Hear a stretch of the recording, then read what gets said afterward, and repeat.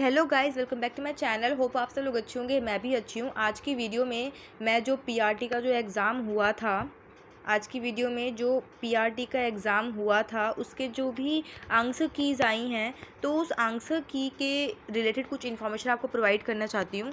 तो पहले मैं बैक जाती हूँ और मैंने ऑलरेडी ओपन किया हुआ है उस साइट पे जाती हूँ।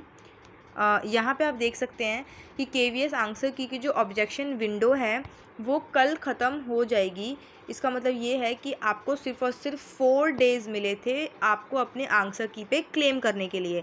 इसका मतलब ये है कि अगर आपको लगता है कि किसी भी सेट में आपका क्वेश्चन गलत है और आपके पास वैलिड प्रूफ है, फॉर एग्जांपल बहुत सारे सेट में आंसर गलत है, 26 के सेट में, 28 के सेट में, 21 तारीख के सेट में बहुत सारे क्वेश्चंस आंसर जो है वो गलत है, तो अगर आपको क्लेम करना है तो आपके पास सिर्फ कल तक का टाइम है। कल तक का मतलब कि सिर्फ 10 तक का टाइम है। 10 को जो है ये विंडो जो है वो आपकी बंद हो जाएगी, उसके बाद आपके पास टाइम नहीं मिलेगा। अब ये फ्री में तो होगा नहीं, बिल्कुल भी नहीं होगा। तो यहाँ पे मैं आपको बता देती हूँ कि ये लोग जो है वो पर क्वेश्चन 1000 रुपीज़ ले रहे हैं अगर आप चैलेंज कर रहे हो तो। और हाँ, अगर जो क्वेश्चन है वो सही होगा, मतलब आप अगर सही हो कि आपका क्वेश्चन सही है, तो वो आपको रिफ़ंड कर देंगे अमाउंट। फॉर एग्जांपल अगर आपने 4 क्वेश्चन करवाने हैं चेक, तो उसके लिए 4000 रुपये लगेंगे, ठीक है, क्योंकि यहाँ पे बोला है 1000 पर क्वेश्चन चैलेंज होगा। अगर आपको 5 क्वेश्चन करवाने हैं तो 5000 रुपये लगेंगे। तो आपको इस तरीके से फिर जितने क्वेश्चन करवाने हैं उस तरीके से चैलेंज करना है। अब बहुत सारे क्वेश्चन जो है वो ये आ रहे थे, तो यहाँ पे बस मुझे यही बताना है। और अगर आप लोगों को अपना हाँ, तो अगर आप लोगों को आंसर की चैलेंज करनी है तो आप लोगों के पास सिर्फ कल तक का टाइम है। 10 मार्च 2023 तक का टाइम है करने के लिए। इन लोगों ने बिल्कुल 4 दिन दिए हैं। 4 डेज़ के अंदर आपको अपना आंसर एनालाइज भी करना है, मैच भी करना है। अब बहुत सारे लोगों की ये क्वेरीज़ मुझे आ रही थी। ये वीडियो वैसे मैं सोच रही थी कि मैं नहीं बनाऊंगी, क्योंकि ये वीडियो बनाने जैसा कोई टॉपिक है नहीं, बट मुझे बहुत सारी क्वेरीज़ आ रही थी। तो उसमें से पहली क्वेरी ये है कि आंसर्स जो हैं, जो मतलब जो मार्क्स है वो सबके बढ़ेंगे कि नहीं, ये मुझे बहुत ज़्यादा पूछा जा रहा था कि मैम जो मार्क्स हैं वो सिर्फ उन्हीं बच्चों के बढ़ेंगे जो चैलेंज कर रहे हैं, या फिर सबके बढ़ेंगे। देखो मैं आपको बता देती हूँ, जो बच्चे चैलेंज कर रहे हैं अगर वो सही हैं तो एक आपकी न्यू आंसर की आएगी। जब आपकी न्यू आंसर की आएगी तो उसमें सभी के मार्क्स बढ़ेंगे।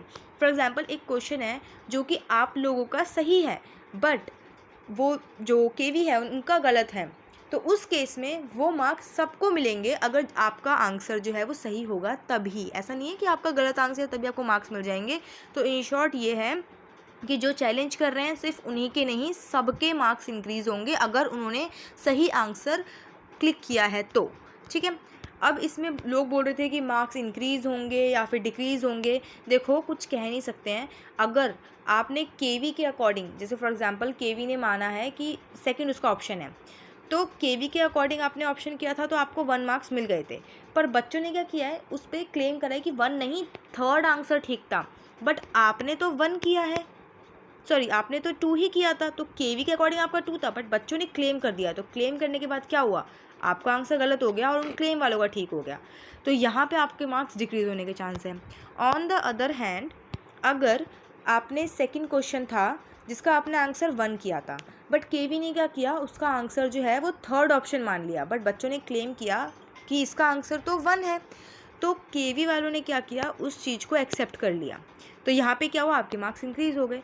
तो ऐसा कुछ नहीं है कि मार्क्स इंक्रीज़ होंगे या डिक्रीज़ होंगे, ये आपके आंसर्स पे डिपेंड करते हैं। अगर आपके आंसर सही हैं तो मार्क्स इंक्रीज़ होंगे, गलत है तो मार्क्स डिक्रीज़ होंगे। खैर हर सेट में कुछ ना कुछ गलती है।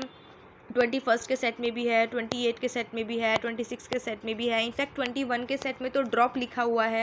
अब आप लोग मुझसे पूछ रहे थे कि ड्रॉप का क्या सेंस बनता है, तो ड्रॉप का ये है कि वो क्वेश्चन जो है वो उन्हीं की तरफ से गलत है।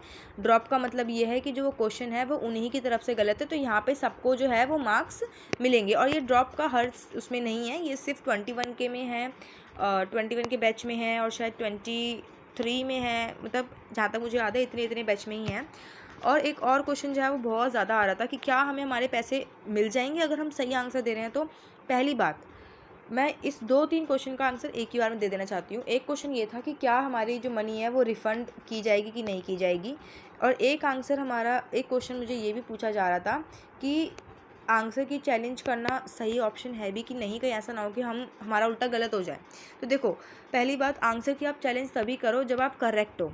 अगर आपको लग रहा है कि अगर आपको पता है कि भाई 10 को जो है वो ये लिखते हैं, आपको पता है, आपने गूगल कर लिया, आपने एनसीईआरटी में देख लिया, आप बिल्कुल 100% श्योर हो, तभी आप क्लेम करो। क्योंकि तभी आप क्लेम करोगे तभी आपको मार्क्स मिलेंगे और तभी आपको रिफ़ंड होगा। ठीक है, केवी ने साफ साफ बोला है, मैंने पीछे नोटिस डाला भी है, बाकी ये जो लिंक है मैं आपको डिस्क्रिप्शन में दे दूँगी, सॉरी कमेंट सेक्शन में, डिस्क्रिप्शन में, दोनों जगह दे दूँगी जहाँ भी होगा। तो आपको रिफ़ंड तभी होगा जब आप जो क्लेम कर रहे हो, अगर आप सही हो और केवी गलत है, तब आपको रिफ़ंड हो जाएगा। ठीक है, दूसरी बात, आंसर की चैलेंज करना ना करना वो आपके ऊपर है। सिर्फ आज का टाइम ही है, अगर मैं देखूँ तो सिर्फ कल तक का टाइम है, 10 तारीख तक का टाइम है आपको, तभी में अपना पूरा क्लेम जो है वो कर देना है। और आप सिर्फ तभी कीजिए जब आपके पास पूरा एनसीईआरटी प्रूफ हो। और वैसे मैंने खुद नोटिस किया है, बहुत सारे क्वेश्चन जो है वो गलत है, 21 फ़ेब के उसमें भी काफ़ी सारे जो क्वेश्चन है वो गलत हैं। तो और हाँ, मार्क्स जो है वो सबके इंक्रीज़ होंगे, क्योंकि हमारी जो है वो आंसर की जो है वो न्यू आएगी, क्योंकि लास्ट जो एग्ज़ाम हुए थे टीजीटी पीजीटी के, उनके भी गलती हुई थी, तो उनकी न्यू आंसर की आई थी। तो न्यू आंसर की के अकॉर्डिंग फिर आपको दोबारा मैच करके अपने मार्क्स इवेलुएट करने होते हैं। अब एक क्वेश्चन मुझे बहुत ज़्यादा पूछा जा रहा था कि मैम हमारे 110 हैं, हम जनरल में हैं, करें ना करें, हमारे 120 हैं, करें ना करें, 130 हैं, करें ना करें। इनफैक्ट 135 वाले बच्चे भी ये पूछ रहे हैं कि हम करें या ना करें। भाई आपके 135 हैं, आप तो करो, बिल्कुल करो, किसका वेट कर रहे हो, इंटरव्यू की तैयारी करो जाके। 130 वाले बच्चे भी इंटरव्यू की तैयारी कर सकते हैं। 120 वाले बच्चे जो हैं, मैं अभी जनरल की बात कर रही हूँ, क्योंकि मैं ना जनरल की बात इसलिए करती हूँ क्योंकि जनरल का ही कट ऑफ हाई जाता है। उसके बाद ओबीसी का कट ऑफ जनरल के अकॉर्डिंग रहता है, एससी एसटी का कट ऑफ तो 2-3-4 नंबर कम रहता है। तो अगर मैं एक कैटेगरी का बताऊंगी ना, तो बाकी सबका खुद ही ऑटोमेटिकली पता लग जाता है, क्योंकि बहुत सारी कैटेगरी का बताने से कन्फ्यूजन क्रिएट होती है। इससे बेटर है कि मैं सॉर्टेड वे में आपको बता दूँ। तो मैं बताती हूँ, 135 वाले आप अपनी तैयारी करो, 130 वाले भी तैयारी करो, 120 या 120 प्लस वाले हैं वो भी अपनी तैयारी वैसे शुरू कर दो। क्योंकि देखो यार, इंटरव्यू की तैयारी करना आपके लिए नेगेटिव नहीं है। मैं ये कहूँगी कि आप अपने चैप्टर्स पढ़ना शुरू कर दो, क्योंकि वो किसी भी आगे एग्जाम में आपको काम आएंगे ही आएंगे। आप बेसिक चीज़ें अपनी स्किल्स पे काम करो, आगे जाकर आपको पढ़ाना ही है ना। जब आप इस फील्ड में घुस गए हो तो आपको काम आएगा ही आएगा। जो 110 वाले बच्चे हैं उनको मैं ये कहना चाहूँगी कि आप लोग वेट करो। और अगर आप मतलब सोच रहे हो कि ऐसा ना हो कि वेट होते होते ही दिक्कत हो जाए, तो आप लोग जो है वो एनसीईआरटी की बुक्स रीड करना शुरू कर दो। अगर आप कोई एग्ज़ाम भी देते हो तो वहाँ पे भी हेल्प करेगा। तो मैं बस यही बोलना चाहूँगी, जो 130 वाले बच्चे हैं, 130 से नीचे वाले बच्चे हैं, आप लोग अपनी तैयारी शुरू कर दो जैसे आपको करना है, चाहे आपको बैच लेना हो, चाहे जो भी लेना हो। और जो 130 से ऊपर वाले बच्चे हैं उनको भी मैं बोलूँगी आप बुक्स रीड करना शुरू कर दो। आप जो एलिमेंट्री प्राइमरी लेवल है उनका आप बेसिक चीज़ें पढ़ना शुरू कर दो, केवीएस के बारे में पढ़ लो, डेमो टीचिंग आप देख लो एक बार कैसे देते हैं, क्योंकि ये चीज़ वेस्ट नहीं जाएगी। मैं बस इतना ही बोलना चाहूँगी, क्योंकि कट ऑफ का कुछ कह नहीं सकते हैं, क्योंकि वैकेंसी बहुत ज़्यादा है इस बार, और हर बार मतलब इस बार उन्होंने बहुत ज़्यादा मिस्टेक्स भी करी है। तो मैं किसी को दिलासा भी देना नहीं चाहूँगी, कुछ पता नहीं, कुछ भी हो सकता है। तो बस यही था एक जो मैंने आपको एस्टिमेशन बताया था। इसके अलावा मुझे एक और क्वेश्चन बहुत ज़्यादा रिपीट में पूछा जा रहा था। अब वो क्वेश्चन जो है वो बीएड के एलिमेंट्री बीएड का ब्रिज कोर्स के बारे में मुझे बहुत ज़्यादा पूछा जा रहा था कि एलिमेंट्री के ब्रिज कोर्स के बारे में बताओ, तो जो 6 मंथ का होता है। तो नेक्स्ट वीडियो जो है वो एलिमेंट्री के ब्रिज कोर्स से रिलेटेड आएगी, तो वो वीडियो देखना ज़रूर, बिल्कुल मत भूलना ज़रूर भूलना नहीं, बिल्कुल मत भूलना। और इस वीडियो को लाइक करना, चैनल को सब्सक्राइब करना, और इस वीडियो को शेयर भी करना, ताकि बाकियों को भी पता लग सके।